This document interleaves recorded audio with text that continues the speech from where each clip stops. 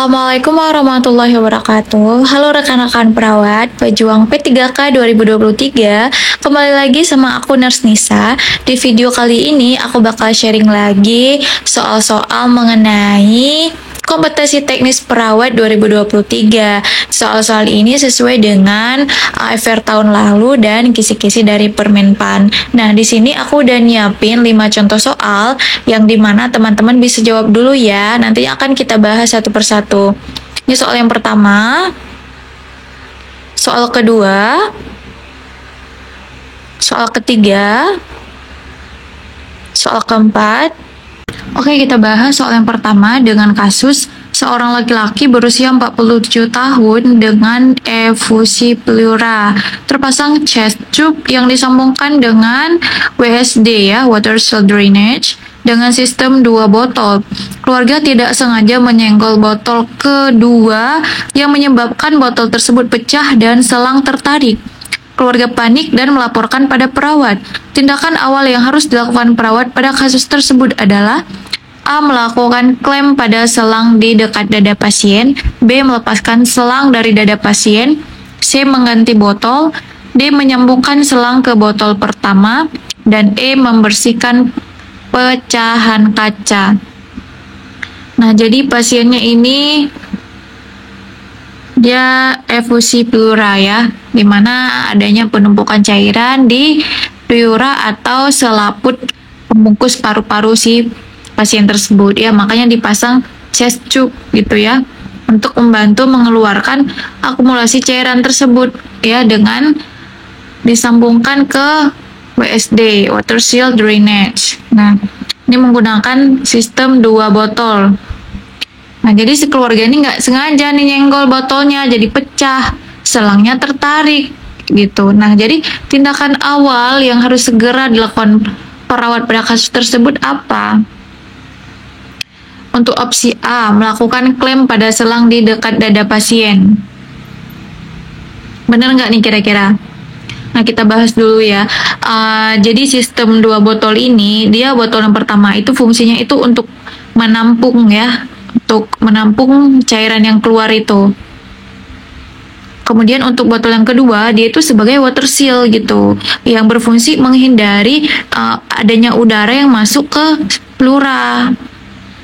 Nah, jadi ketika selangnya ini tertarik kayak gitu, nah, jadi tindakan pertama sekali yang harus dilakukan perawat adalah segera mengeklem ya, mengklem pada selang tersebut gitu, yang berada di dekat dada pasien, biar nggak ada udara yang masuk ke pleura si pasien gitu, yang akan beresiko terhadap kondisi pasien ya. Pasiennya bisa aja jadi drop ya, parunya bisa jadi kolaps gitu. Nah, jadi jawaban yang tepat itu opsi A. Sedangkan opsi B, melepaskan selang dari dada pasien. Nah, ini justru akan membahayakan kondisi pasien. Bisa aja si pasien itu jadi kolaps ya. Kemudian mengganti botol. Nah, ini juga bukan tindakan yang tepat ya. Dan menyambungkan selang ke botol yang pertama. Nah, ini tidak boleh ya, karena beda fungsinya botol pertama sama botol kedua. Kemudian membersihkan pecahan kaca. Nah, ini juga akan memakan waktu banget ya, belum lagi beresin si kaca dulu, baru kayak nangani ke pasiennya langsung gitu ya. Nah, jadi cukup jelas ya, jawaban yang tepat itu adalah opsi A. Lanjut ke soal nomor 2 dengan kasus seorang laki-laki berusia 29 tahun dirawat di ruang penyakit dalam dengan diagnosis medis sirosis hepatis, mengeluh mual, tidak selera makan, lemas. Hasil pemeriksaan TTV, tekanan darah 110/70, frekuensi nadi 115, frekuensi napas 23, suhu 37,4, pemeriksaan labor albuminnya 1,3 gram per dl, kaliumnya itu 7,7. Hasil pemeriksaan fisik terdapat udem positif 3 di kedua ekstremitas bawah dan shifting dullness-nya itu ada ya. Kemudian yang ditanyakan di sini adalah intervensi prioritas ya pada pasien tersebut adalah A. Memonitor TTV pasien, B. melakukan kolaborasi pemberian diuretik, C. memberikan terapi diet, D. memberikan terapi oksigen, dan E. memonitor intake dan output pasien. Nah, di kasus kita lihat pasien ini dia dengan diagnosis sirosis hepatis ya. Kemudian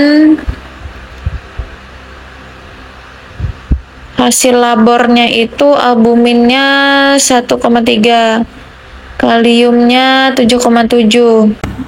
Di mana albumin normal itu albumin normal itu 3,8 sampai dengan 5,1. Sedangkan kalium itu 3,7 sampai 5,2. Untuk TTV-nya bagus, cuma nadinya yang sedikit tinggi. Kemudian hasil pemeriksaan fisik yang ada, UDEM derajat 3, positif 3 ya, di kedua ekstremitas bawah, di kaki bawahnya. Dan adanya shifting dullness ya. Jadi acid testnya itu positif pada pasien tersebut. Kemudian untuk intervensi prioritasnya adalah, nah jadi kita bahas sedikit ya. Pasien yang mengalami sirosis hepatis ini dia akan mengalami acid test ya. Itu adanya kelebihan cairan gitu ya. Juga bisa udem itu pada kedua tungkainya gitu. Nah, kelebihan cairan ini bisa disebabkan karena albuminnya itu yang rendah gitu, sehingga cairan-cairan di tubuh dia itu masuknya ke ruang interstisial ya. Nah, maka tindakan yang perlu dilakukan pada kasus seperti ini yaitu kita sebagai perawat harus memonitor balance cairan ya, yaitu intake dan output si pasien itu. Nah, jadi untuk rumus balance cairan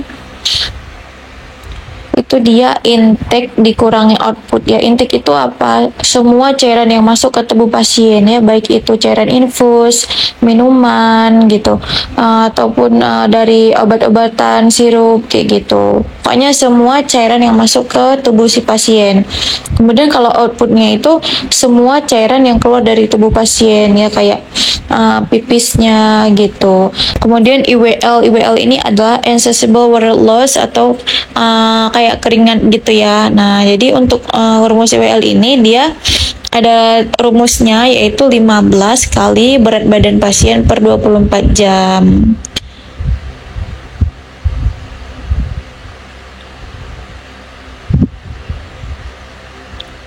Nah, oke, cukup jelas ya. Berarti untuk soal nomor 2, opsi yang tepat itu adalah lakukan monitor intake dan output ya, untuk mengetahui balance cairan si pasien tersebut. Ini adalah jawaban yang tepat.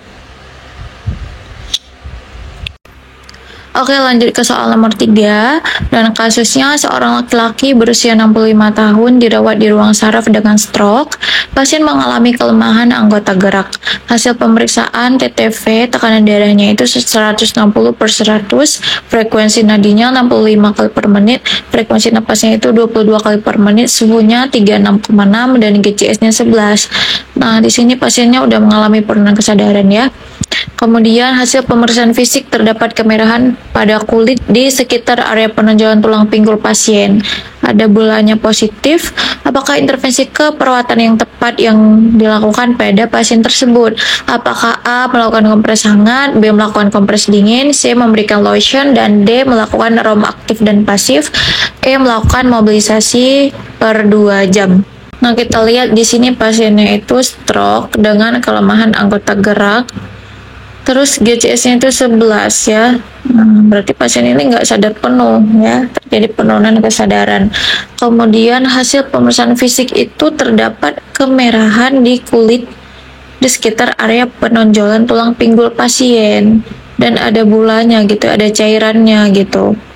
Nah, jadi intervensi ke protein yang tepat pada kasus tersebut adalah, nah kita tahu pasien ini dia stroke ya, karena kelemahan anggota gerak dan juga penurunan kesadaran ini.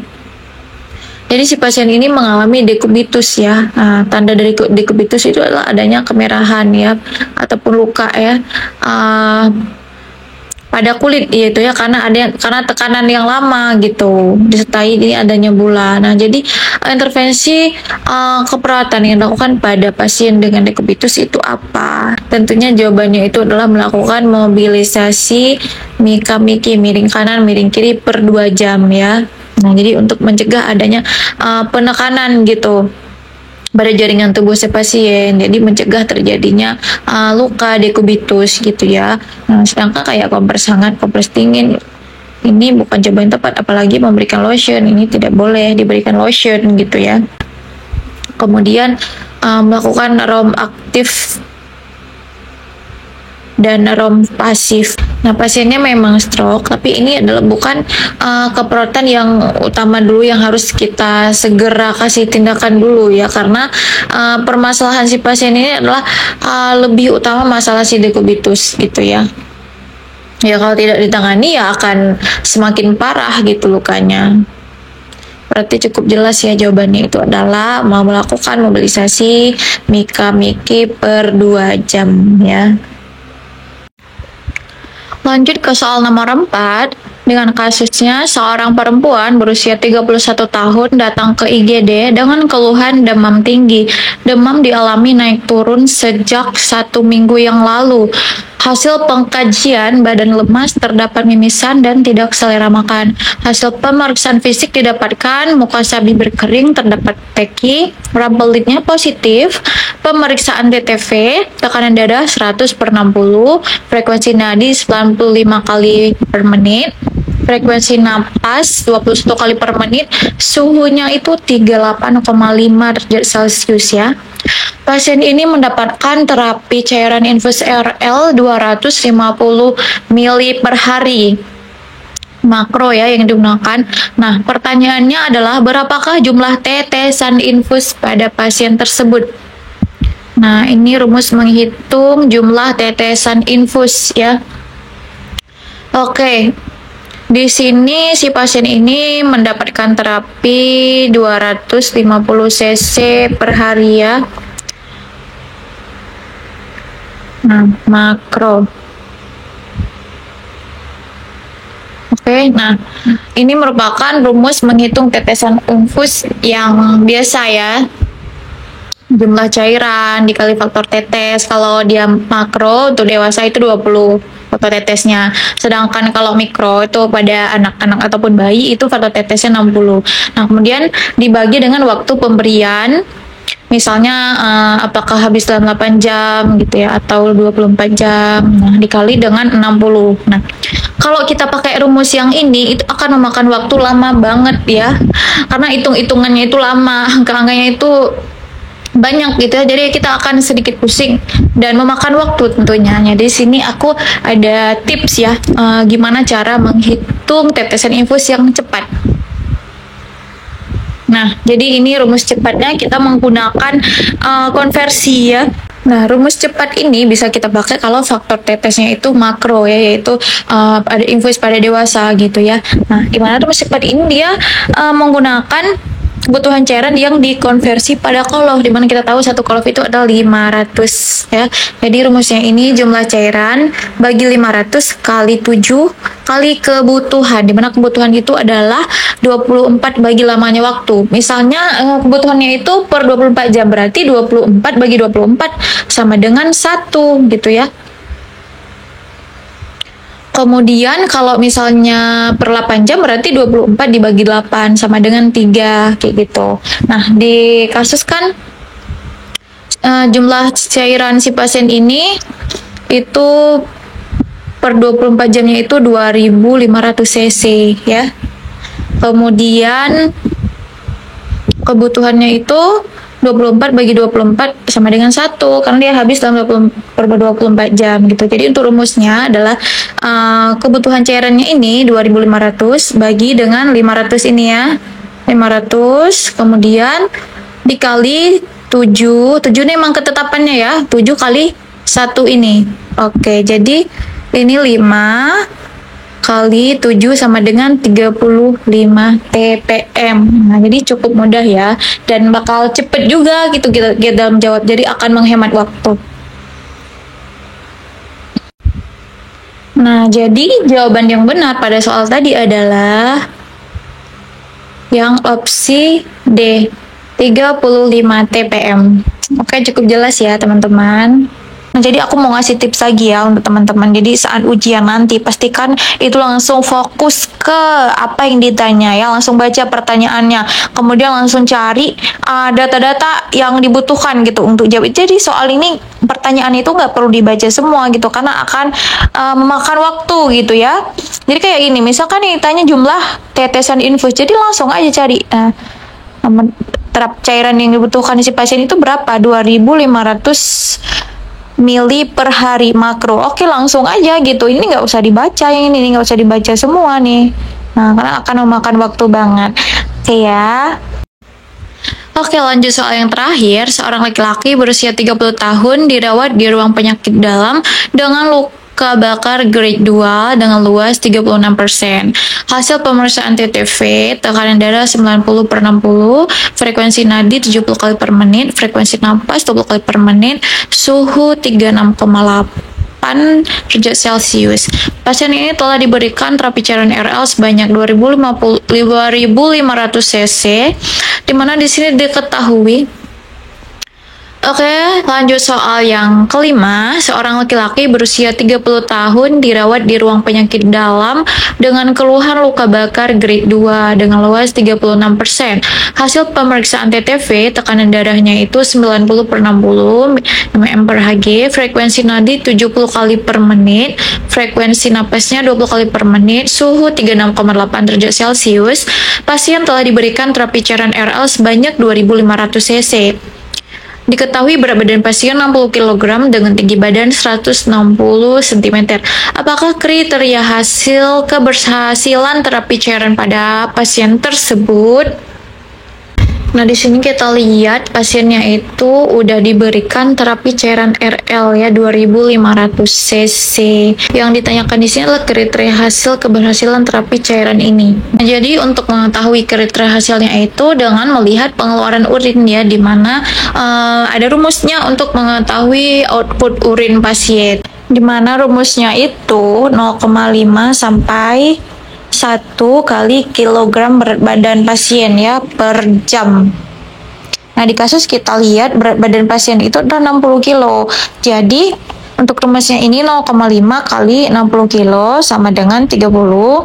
Kemudian 1 kali 60 itu 60. Jadi output urin si pasien ini adalah kisaran 30 sampai dengan 60 cc per jam. Nah, kalau yang ditanya itu per hari dalam 24 jam, maka tinggal kalikan aja 24. 30 kali 24 sama dengan 720 cc. 60 kali 24 sama dengan 1440 cc. Jadi kisaran output urin pasien ini per hari itu ada 720 sampai dengan 1440 cc per hari. Nah, jadi ini diingat ya rumusnya ini ya. Nah, jadi jawaban di soal adalah yang tepat itu opsi D, 30 sampai 60 mili atau cc per jam ya. Oke, cukup jelas ya. Oke, sekian dulu pembahasan soal di video kali ini. Semoga bermanfaat ya buat teman-teman. Aku doain teman-teman pejuang P3K tahun ini lulus semua. Pastikan tiap hari itu belajar dan ngelatih jawab soal-soal gitu, biar nanti pas ujian itu jadi lebih mudah gitu ya. Terima kasih untuk teman-teman yang udah nonton. Jangan lupa like, comment, share, subscribe, dan nyalain notifikasi biar kalian gak ketinggalan saat aku upload video terbaru. Sampai jumpa di video selanjutnya. Assalamualaikum.